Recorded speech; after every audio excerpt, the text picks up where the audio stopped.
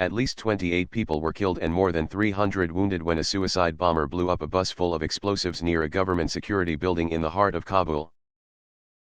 After the initial blast, which was described as huge by witnesses, armed men and more suicide bombers stormed the heavily guarded compound, police said.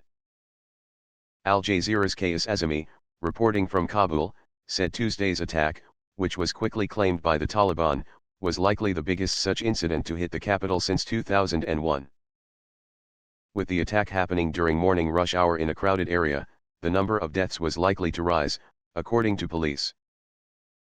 Our sources are telling us that at the time of explosion there was a graduation ceremony going on for new recruits when the suicide bomber detonated himself, Azimy said. The security agency attacked is responsible for protecting government ministers and VIPs. A police spokesman, Basir Mujahid, told Al Jazeera that the gunfight was ongoing, as Afghan special forces rushed to the scene.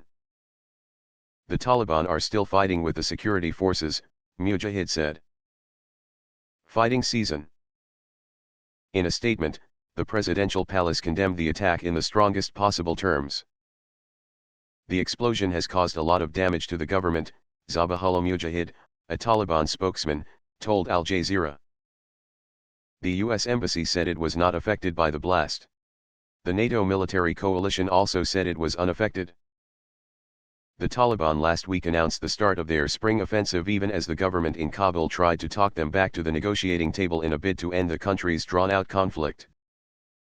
In a statement, the group warned it would employ large-scale attacks on enemy positions across the country, dubbing the offensive Operation Omari after the movement's late founder Mullah Omar.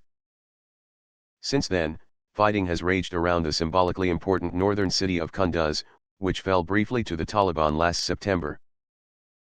The annual spring offensive normally marks the start of what is referred to as fighting season, though this past winter the usual lull was shorter as the group continued to battle government forces, though with less intensity. Peace talks that began last summer were abruptly stopped after it was revealed that Taliban leader Mullah Omar had been dead for 2 years, a disclosure which sparked infighting in Taliban ranks. With additional reporting by Sherina Qazi. Source: Al Jazeera and agencies.